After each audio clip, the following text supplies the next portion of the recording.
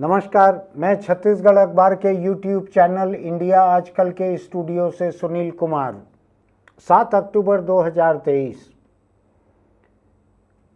फिलिस्तीन के एक सैनिक संगठन हमास ने, जो कि उसके कुछ हिस्से पर शासन भी करता है, उसने इजराइल पर एक जानलेवा हमला किया था।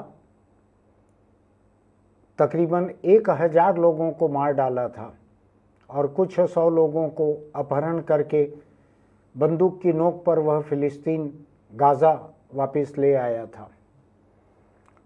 इसके बाद से कुछ अरसा रुक कर जो फौजी कार्रवाई की इजराइल ने, पूरे के पूरे गाज़ा को बमबारी से तबाह कर दिया।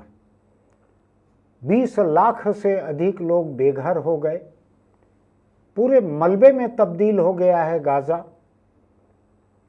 एक जिंदा कब्रिस्तान बन गया है जिसमें लोगों को दफन भी नहीं किया जा सका है। हमास के लड़ाके जो हैं, इनको मदद मिलती थी ईरान से, ठीक उसी तरह जिस तरह की लेबनान की हिजबुल्लाह को मदद मिलती थी, ठीक उसी तरह जिस तरह की यमन में हूथी विद्रोहियों को मिलती है अभी भी, उसी तरह से गाज़ा पर काबिज हमास के लड़ाकों को ईरान से मदद मिलती थी। उसके दम पर वो इजराइल से लड़ते थे।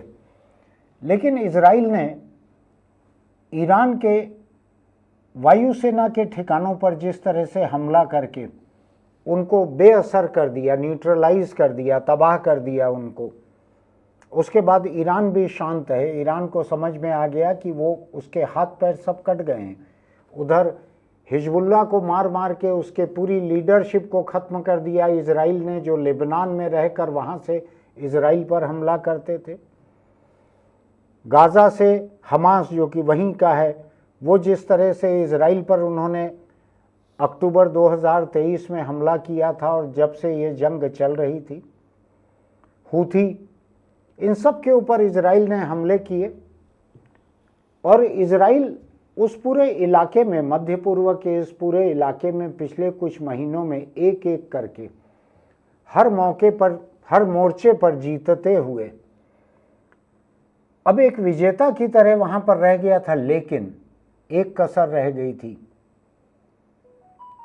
100 से अधिक लोग वहां पर गाज़ा में इजराइल के बंधक कैद थे। इतने बंधकों के कैद रहते हुए इजराइल के प्रधानमंत्री बेंजामिन नेतन्याहू अपने लोगों को मुंह दिखाने की हालत में नहीं थे। इजराइल की जनता बड़ी नाखुश थी। हालांकि जो मंत्रिमंडल है इजराइल का, उसमें जो सबसे दक्षिणपंथी लोग हैं, सबसे कट्टरपंथी लोग जो हैं, वो इससे खुश थे। वो चाहते थे कि हमास को और फिलिस्तीन को और गाज़ा को ख़त्म ही कर दिया जाए, for once and for ever.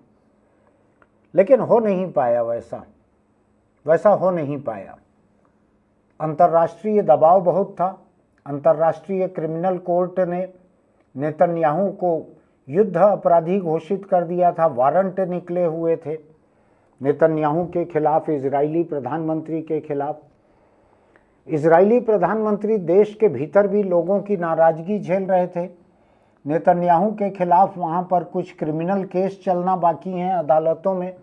प्रधानमंत्री रहते हुए किसी तरह वो टल रहे थे। इतने सारे दबावों के बीच नेतन्याहू पर अमेरिका का भी दबाव था।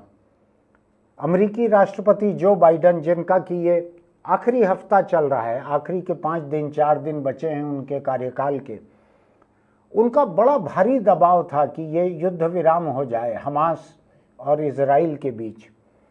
दूसरी तरफ जो नए राष्ट्रपति बनने जा रहे हैं अमेरिका में, डोनाल्ड ट्रंप, उन्होंने कहा था कि मेरे शपथ ग्रहण के पहले अगर इजरायली बंधक छोड़ नहीं दिए गए तो फिर नर्क की आग जैसा भुगतना। ये धमकी थी हमास को। तो हमास कमज़ोर पड़ गया था। ईरान से मदद आनी बंद हो गई थी। खुद फिलिस्तीन की जनता का एक हिस्सा हमास के खिलाफ हो गया था कि तुम्हारी वजह से 50,000 के करीब लोग मारे गए गाज़ा में। 25 लाख आबादी में 50,000 लोगों का मारा जाना बहुत अधिक होता है। ये केवल अक्टूबर 23 से लेके अभी तक की बात है। ये तो ऐसे में ये समझौता हुआ है, 42 दिन का युद्ध विराम हुआ है, 42 दिन का। अब अमेरिका में ट्रंप का राज रहेगा। ट्रंप खुलकर इजराइल के साथ हैं। ट्रंप का अगर बस चलेगा तो वो गाज़ा को इजराइल से ज़्यादा भी तबाह कर सकते हैं। वो क्या कर सकते हैं इसके बारे में कहना थोड़ा मुश्किल है, लेकिन मैं भी एक एक करके स्थितियों को देख रहा हूँ। आपको मालूम है कि इजराइल के प्रधानमंत्री नेतन्याहू ने इस युद्ध विराम के लिए, इस शांति वार्ता के कामयाब होने के लिए, जो एक तीसरे देश में चल रही थी, कतर में चल रही थी, उसके कामयाब होने के लिए फ़ोन करके पहले ट्रंप को धन्यवाद दिया है, फिर बाइडन को धन्यवाद दिया है। यानी बाइडन राष्ट्रपति रहते हुए अपने विदेश मंत्री को भेज कर जितनी कोशिश कर रहे थे, वो कोशिश भी उनके कार्यकाल के इस आखिरी हफ्ते में शायद कामयाब इसलिए हुई है कि अगले हफ्ते में जो ट्रंप सरकार रहेगी उसका रुख बहुत कड़क रहेगा। हमास के खिलाफ बहुत ही भयानक उसका रुख रहेगा। शायद उस दबाव में हमास और इजराइल के बीच ये समझौता हुआ है। वो दबाव हमास पे अधिक था, इजराइल पर दबाव अपनी जनता का था, जो कह रही थी कि ये हमले करने के चक्कर में हमारे जो लोग वहाँ पर कैद हैं उनको छुड़ाकर लाना टल रहा है। तो ऐसे भारी अंतर्राष्ट्रीय और घरेलू दोनों तरह के दबाव हमास पर भी थे और इजराइल की सरकार पर भी थे। 42 दिनों का ये युद्ध विराम हुआ है। मैं करीब 15 बरस पहले एक अमन कारवां में, एक शांति काफिले में, मैं हिंदुस्तान से लेकर फिलिस्तीन तक बहुत से और लोगों के साथ मैं भी था। करीब 55 हिंदुस्तानी गए थे यहाँ से।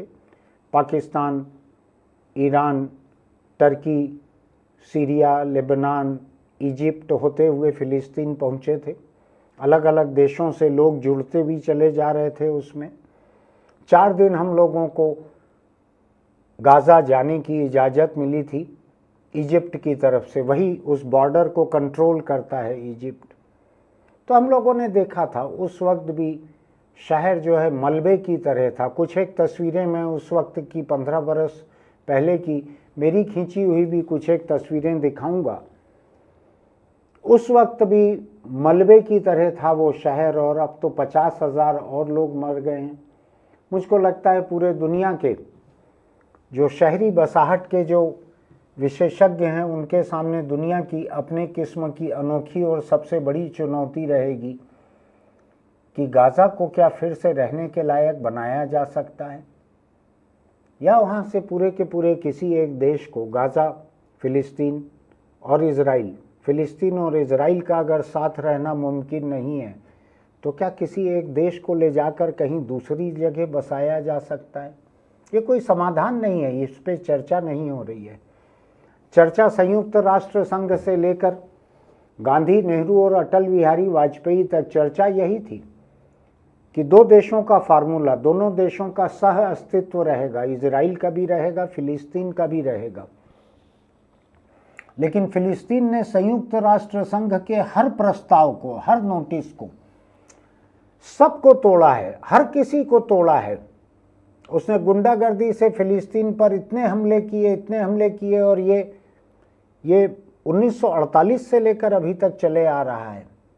ये नया नहीं है कुछ, 1948 से और उसके पहले से चले आ रहा है। 1 सदी पुराना डिस्प्यूट कहा जाता है।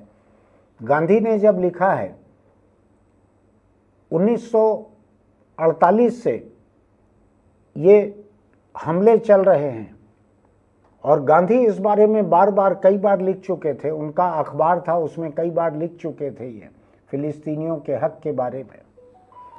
अब सवाल ये उठता है कि होने क्या जा रहा है, क्या होगा, कैसे चलेगा काम।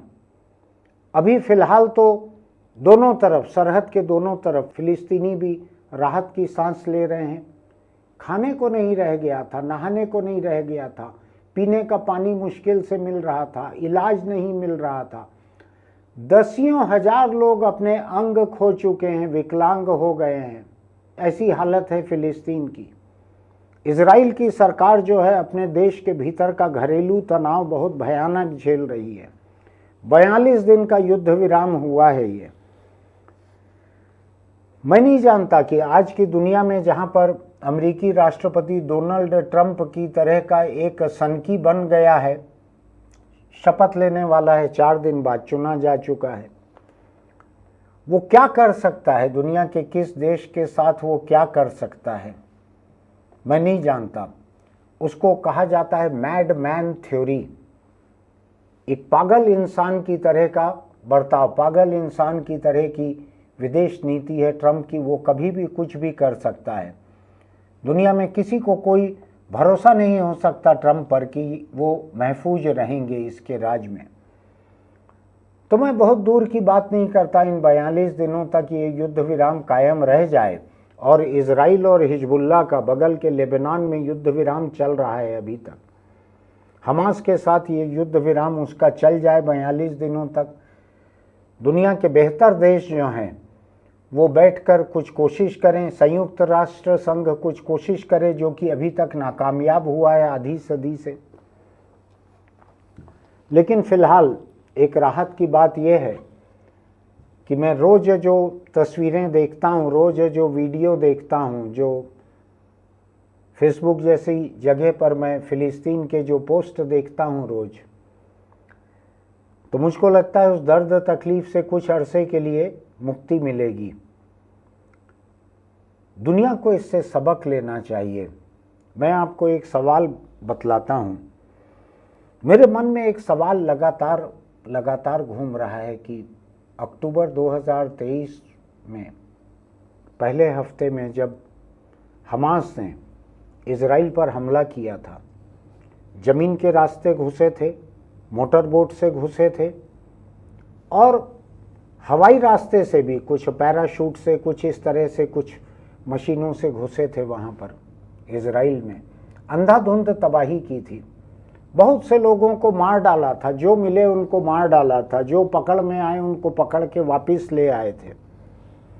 बहुत बड़ी हिंसा थी वो, बहुत बड़ी आतंकी कार्रवाई थी। और जो इजराइल अपने आप को पूरी दुनिया में सुरक्षा उपकरण, सुरक्षा प्रणाली, खुफिया सिस्टम, इन सब को बेचने के लिए सबसे बड़ा कारोबारी बताता है, वो इस कदर नाकामयाब साबित होगा अपनी हिफाजत में, ये किसी को अंदाज नहीं था, किसी ने ये सोचा नहीं था। अब सवाल ये उठता है कि हमास ने क्या सोचकर ये हमला किया था। मैं आखिरी में एक सवाल अपने मन का रख रहा हूं आपके सामने। हमास ने क्या सोचकर ये हमला किया था कि इजराइल चुप बैठे रहेगा, या उसको अंदाज था कि इजराइल इसके जवाब में फौजी हमला अगर करेगा तो क्या होगा, कितने लोग मारे जाएंगे। मुझको लगता है हमास ने 1000 इजरायली मारे थे और बदले में 50,000 फिलिस्तीनी खोए हैं। तो क्या ये मैडमैन थ्योरी नहीं थी? क्या ये पागलपन की रणनीति नहीं थी हमास की? क्या ये खुद फिलिस्तीनियों के लिए आत्मघाती नहीं था? मेरी हमदर्दी है फिलिस्तीनियों के हक के साथ, इसलिए मैं सोचता हूँ, महीनों से, अक्टूबर 23 से लगातार मैं इस बात को सोच रहा हूँ कि हमास ने क्या सोचकर किया था इजराइल पर हमला, कि नेतन्याहू चुप बैठ जाएगा, इजराइल की सरकार चुप बैठ जाएगी। उसको मालूम नहीं था कि इजराइल के पास फौज कितनी बड़ी है? क्या उसको ये अंदाज़ नहीं था कि अमेरिका इजराइल के साथ है? क्या उसको ये अंदाज़ नहीं था कि ये लड़ाई जो है इसमें हमास टिक नहीं सकेगा? बंधक जरूर रख सकता है, लोगों को बंधक बना के रख सकता है, लेकिन लड़ नहीं सकता बराबरी से। क्या लगता था उसको कि ईरान और इजराइल की जंग छिड़ जाएगी? क्या लगता था? मुझको ऐसा लगता है कि ये एक टैक्टिकल मिस्टेक थी, ये एक रणनीतिक चूक थी हमास की, जो उसने सोचा था कि वो इजराइल पर इतना बड़ा हमला करके, इतनी शर्मिंदगी खड़ी करके बच जाएगा। ऐसा मुझको नहीं लगता कि ये किया जाना चाहिए था। ऐसा एक जंग के हिसाब से भी, अगर हमास इजराइल के साथ एक जंग चाहता था तो ये गैर बराबरी की जंग थी। आप आतंकी हमले में तो इजराइल के 1000 लोगों को मार सकते थे, वो भी बड़ा ही अप्रत्याशित था, लेकिन इजरायली फौज के हमले को झेलने के लायक हमास बिल्कुल नहीं था। फिलिस्तीन के आम लोगों ने 50,000 में से 10,000 भी हमास के लोग नहीं रहे होंगे, कुछ हजार रहे होंगे। बाकी तमाम लोग फिलिस्तीन की आम जनता थी जो हमास की नहीं थी। उसकी जिस तरह से मौत हुई है, ये जो इतना बड़ा नुकसान हुआ है, पूरा का पूरा गाज़ा शहर 25 लाख लोगों वाला, ये जिस तरह से पूरा शहर मलबे में तब्दील हो गया है, दसियों हजार लोग जो हैं हाथ पैर आँख कान ये सब खोकर पड़े हुए हैं वहाँ पर जख्मी। तो मुझको लगता है ये कि इतना बड़ा जुआ खेला था हमास ने, जो कि बेवकूफ़ी भरा हुआ था, जो रणनीतिक चूक थी। उनको पता नहीं किसने ये सुझा दिया था कि इजराइल 1000 लोगों की मौत वाले ऐसे हमले को झेल लेगा। ये सरासर एक स्ट्रेटेजिक चूक थी, ये मेरा मानना है। अभी मेरी इस बारे में दुनिया के अधिक जानकार लोगों से बात नहीं हुई है, लेकिन फिलहाल एक राहत की बात है। जहाँ कहीं जंग थमती है, फौज और आतंकी संगठन, फौज या उग्रवादी संगठन या दो देशों की फौज जिनके बीच भी जंग थमती है, मुझको ठीक लगता है बातचीत से। पूरी दुनिया का इतिहास है बातचीत से। इजराइल और हमास के बीच बातचीत। हमास तो वहाँ की निर्वाचित सरकार भी नहीं थी गाज़ा की, कभी आई थी वहाँ पर सत्ता पर, लेकिन अभी तो वो एक फौजी ताकत से वहाँ पर राज कर रहे थे। और इजराइल और हमास के बीच बातचीत जो चल रही थी वो एक तीसरे देश कतर में चल रही थी।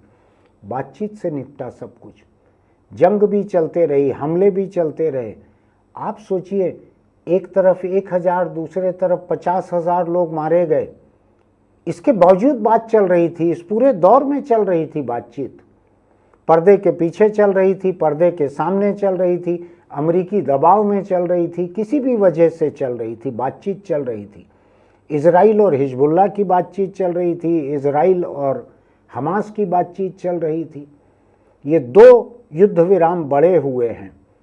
मैं आखिरी में चलते चलते केवल ये बात कहना चाहता हूँ कि जंग कितनी भी कड़ी हो, मौतें कितनी भी हो चुकी हों, दुश्मनी कितनी भी गहरी हो, बातचीत की संभावना हमेशा बची रहती है। ये नॉर्दर्न आयरलैंड में जो सशस्त्र संघर्ष चल रहा था, वहाँ भी यही हुआ था। हिंदुस्तान में पंजाब से लेकर नॉर्थ ईस्ट तक सब जगह यही हुआ था। आज हिंदुस्तान में जिन और जगहों पर ज़रूरत है, नक्सल मोर्चा है, कोई और मोर्चा है, वहाँ भी यही होगा। बातचीत से ही रास्ता निकलेगा। आप सोचिए कि आज अगर गाज़ा में और आज अगर इजराइल में मौतें होना टल जाता है तो कितनी बड़ी कामयाबी है इंसानियत की। इसको सोचना चाहिए। हथियार चलते रहते हैं, लाशें गिरती रहती हैं, फिर भी बातचीत चलती रहती है। इस बात को भूलना नहीं चाहिए। फिर मिलेंगे। आज की ताज़ा घटना है, इसके बारे में अपनी राय रखने में यहाँ आपके सामने खड़ा हूँ। इस मुद्दे पर हम फिर बोलेंगे कुछ दिन बाद। तब तक के लिए आपको अगर मेरी ये बातचीत अच्छी लगी है तो हमारे YouTube चैनल इंडिया आजकल को सब्सक्राइब कीजिएगा, नोटिफिकेशन की बटन दबाइएगा, लाइक कीजिएगा,